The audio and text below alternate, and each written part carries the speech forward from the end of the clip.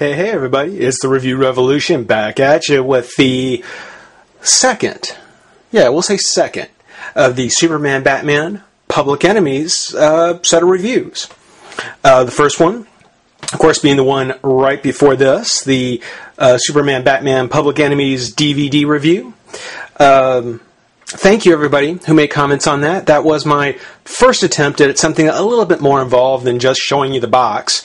So I appreciate the feedback. I promise I'll try to get better with those. But please keep watching. I've got more of those coming up. For today, we're going to move on and start covering the figures. And I thought, who better to start with than Superman himself? Now, this is by Mattel. Turns out that about the same time that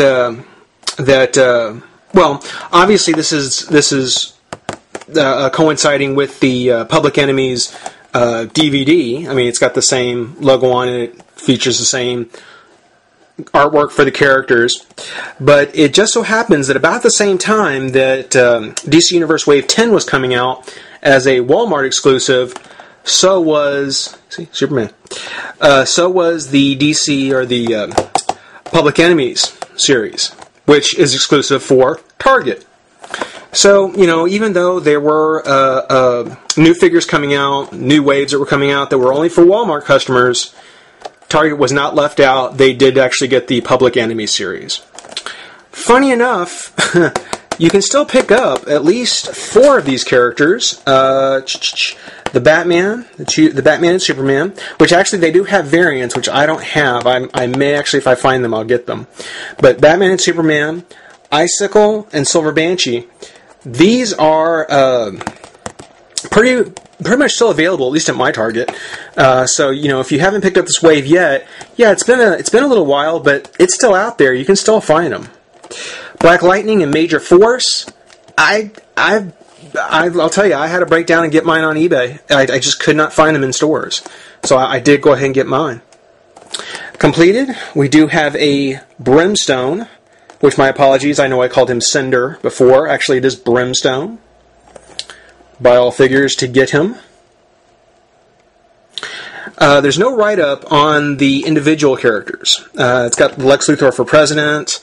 You see the Public Enemies, you see the figure, but the only write-up is pretty much the same thing that's on all of them, saying President Lex Luthor used the impending threat of a giant kryptonite asteroid hurtling towards Earth to frame Superman and declare a bounty on his head, on the heads of the Man in Steel and Batman. Actually, in the movie, he never really declared a bounty on Batman. It was just on Superman. Heroes and villains alike launch a relentless pursuit to bring the Public Enemies to justice. Evading the onslaught, Superman and Batman must unite to stop the asteroid, save the world, and uncover Luthor's devious plot. Dastardly devious. It's all good. Really, you know, taking a look at the figures. Now, this actually, believe it or not, this actually came in 3 waves. 3 waves. Superman and Batman were in the first wave. My understanding is Icicle and Silver Banshee came in the second wave, along with the variants to Batman and Superman. So the 2 heroes were actually released first. Icicle and Silver Banshee came second, and then there was a re-release of Batman and Superman with their variants, and the final wave was Major Force and Black Lightning. That's what I understood. As far as the characters go, you know, they look pretty good so far. I'll tell you what, let's pop them out of the pack, get a closer look, have some fun. Be right back. Alright, Public Enemy number 1 is fresh out of his pack. And, well, taking a look, there's some very interesting things about him. Right off the bat, taking a look at the face, you can see that true to the movie, he's got a very square-looking jaw and very stark blue eyes. So those 2 things right off the bat definitely make the connection to the movie. The hair is pretty smooth, pretty flat. You know, again, staying very much with a kind of an animated look on the face. There's no highlights in blue like we saw from the DC Universe Superman, though there are some ridges that are kind of sculpted on top just to give it a little extra something, just a little bit different. It's actually a really excuse me, It's actually a really nice interpretation of the Superman from the movie. The rest of him, it's certainly a nice attempt, but the angles aren't quite as sharp. It's more rounded overall, and for the most part, just not quite like the Superman that's in the Public Enemies. It's a good figure, but it isn't quite in the style of. The face gets there very well. The rest, it's a very nice try, but it definitely kind of missed a little bit. His color, just that kind of skin tone. It's kind of this darker kind of skin tone. The rest of the paint is kind of a darker, dusty color. The cape is actually a much softer kind of rubbery plastic. It's not nearly as hard as the capes from the DC Universe line, but it is pretty much exactly the same. As a matter of fact, I've got the DC Universe Superman here. You can see it really is the exact same cape. Now, the Public Enemy Superman did not have the S on the back, and so we don't have the S here either. So that's true to the movie. And one of the only issues I have is, looks like there's a little bit of a glue underneath his neck, and a slight chip of paint on the belt. So minor things, they don't stand out too badly, and I'm sure it is just something that you get on this one figure. His articulation, just like, he's pretty much exact design from the DC Universe line. The head turns, does go up and down. It's got the shoulder, twist, bicep, elbow, and wrist. The crunch, it's a nice crunch, twist at the waist, legs come out, bend at the knee, foot, and thigh. And overall, just really, really nice.